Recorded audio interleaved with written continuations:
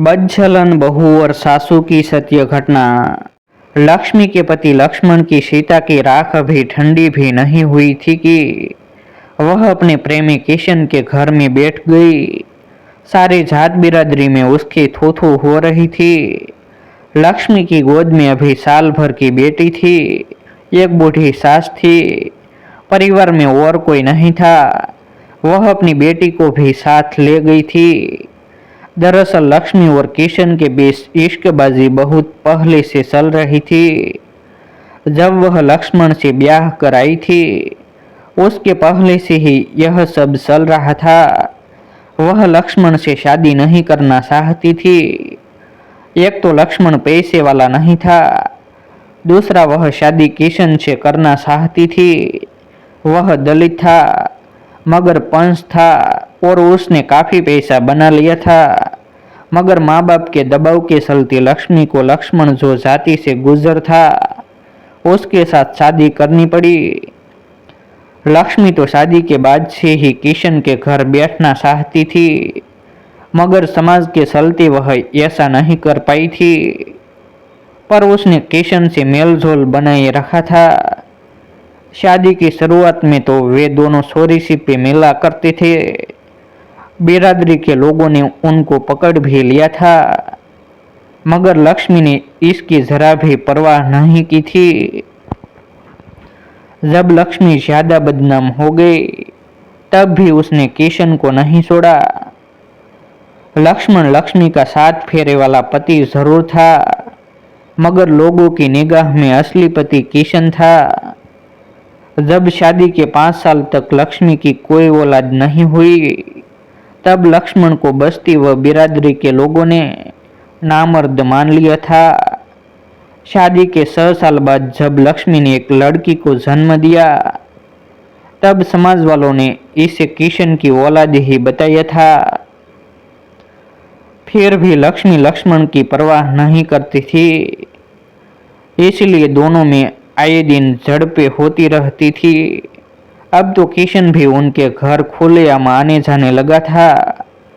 लक्ष्मण कुछ ज्यादा कहता तब लक्ष्मी भी कहती थी, ज्यादा मर्दपना मत दिखा, नहीं तो मैं किशन के घर बैठ जाऊंगी। तू मुझे ब्याह करके ले तो आया, मगर दिया क्या है आज तक। कभी कभी तो मैं एक एक चीज के लिए तरस जाती हूँ। किशन कम से कम मेरी मांगी हुई चीजें लाकर तो देता है, तू भी मेरी हर मांग पूरी कर दिया कर, फिर मैं किशन को छोड़ दूंगी। यहीं पर लक्ष्मण कमजोर पड़ जाता। बड़ी मुश्किल से मेहनत मजदूरी करके वह परिवार का पेट भरता था। ऐसे में उसकी मांग कहाँ से पूरी करे। स्त्री हट के आगे वह हार जाता था। अंदर ही अंदर वह कूदता रहता था, मगर लक्ष्मी से कुछ नहीं कहता था। मुंहफट औरत जो थी उसकी जरूरतें वह कहाँ से पूरी कर पाता। इसीलिए किशन उसके घर में घंटों बैठा रहता था।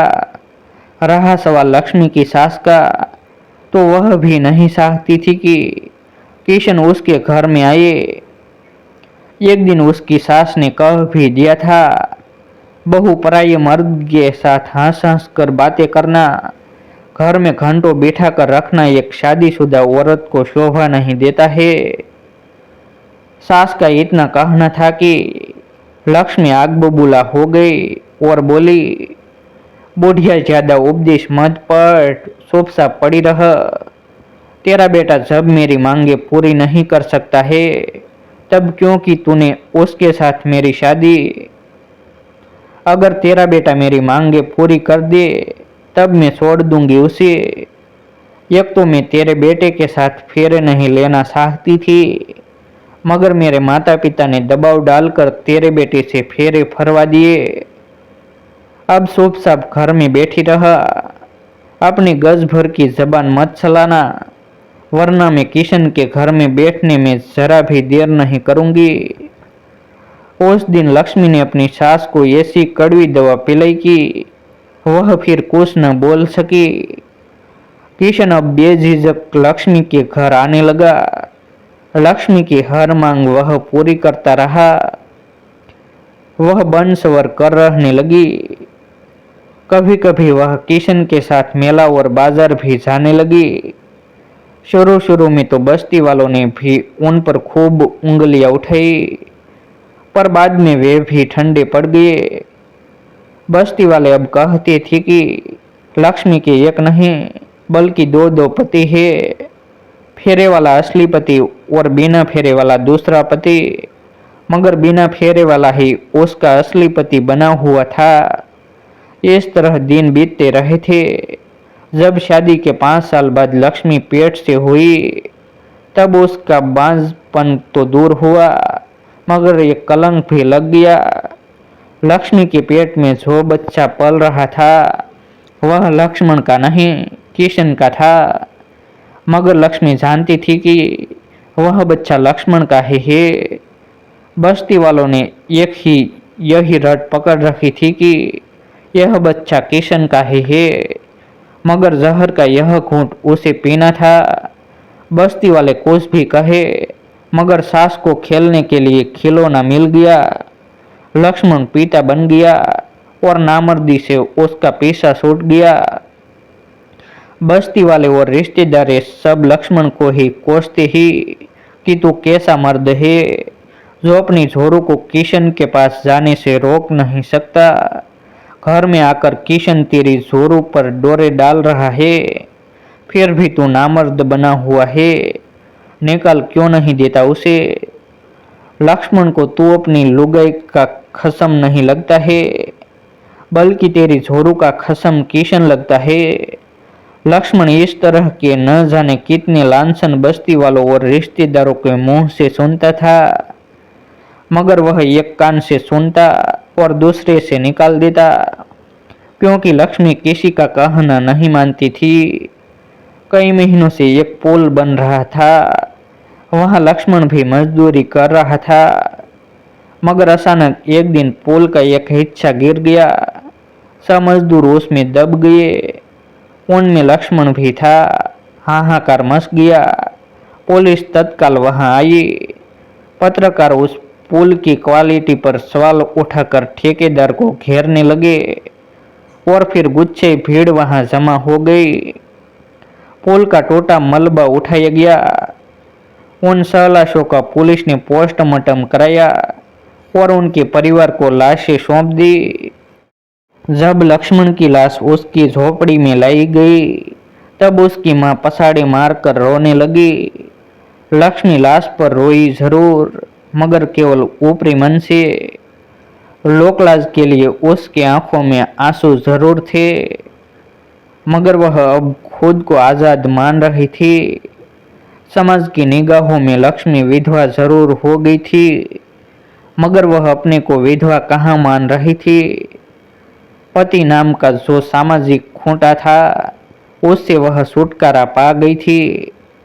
लक्ष्मण तो मिट्टी में समा गया, मगर समाज के रीति रिवाज के मुताबिक 13वीं की रस्म भी निकाली थी। समाज के लोग जमा हुए। रसोई क्या क्या बनाई जाए, मिठाई कौन सी बनाई जाए, यह सब लक्ष्मण की माँ से पूछा गया। तब उसने अपनी बहू से पूछा, बहू कितना पैसा है तेरे पास? मुंह फट लक्ष्मी बोली, तुम तो ऐसे पूछ रही हो सासू माँ, जैसे तुम्हारा बेटा मुझे कारों का खजाना दे गया है। तेरा क्या मतलब है? सास जरा तीखी आवाज में बोली, मतलब यह है सासू माँ, मेरे पास फूटी कौड़ी भी नहीं है, मगर रस्में तो पूरी करनी पड़ेगी, तुम करो, वह तुम्हारा बेटा था।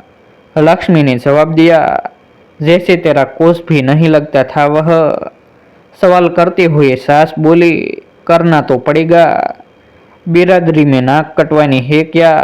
देखो अम्मा, तुम जानो और तुम्हारा काम जाने, मैंने पहले ही कह दिया कि मेरे पास देने को फूटी कौड़ी नहीं है। इनकार करते हुए लक्ष्मी बोली, ऐसे इनकार करने से काम कैसे चलेगा? 13वीं तो करनी पड़ेगी, चाहे तू इसके लिए अपने गहने बेच दे। सास बोली, मैं गहने क्यों बेचूं? बेटा आपका भी था। आप अपने गहने बेचकर बेटे की तेरहवीं कर दीजिए। उल्टे गले पड़ते हुए लक्ष्मी बोली। सास बहू के बीच लड़ाई से छिड़ गई। दोनों इसी बात पर अड़ी रहे। बिरादरी वालों ने देखा, दोनों जानी दुश्मन की तरह अपनी अपनी बात पर अड़ी हुई थी। लोगों के समझाने का कोई असर भी नहीं पड़ रहा था। तब वे तुम दोनों मिलकर फैसला कर लेना कहकर चले गए। सास ने कभी अपनी बहू के सामने मुंह नहीं खोला। लक्ष्मी भी कम नहीं पड़ी।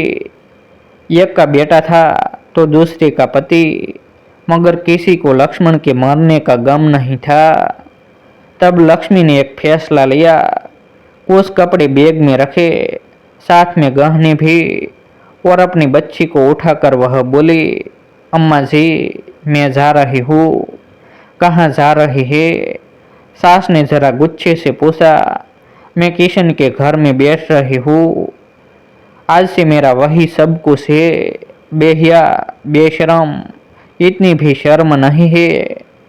अपने खसम की राख भी ठंडी भी नहीं हुई और तो किशन के घर में बैठने जा रही है।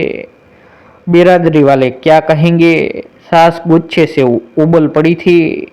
आगे फिर उसी गुस्से से बोली, जब से इस घर में आई है न बेटे को सुख से जीने दिया और न मुझे। न जाने किस जन्म का बैर निकाल रही है मुझसे। सास का बड़बड़ाना जारी था, मगर लक्ष्मी को न रुकना था, न वह रुकी। चुपचाप झोपड़ी से वह बाहर चली गई। सारी बस्ती ने उसे जाते देखा, मगर कोई कुछ भी नहीं बोला। ऐसी ही नई वीडियो देखने के लिए हमारे YouTube चैनल सब्सक्राइब करें।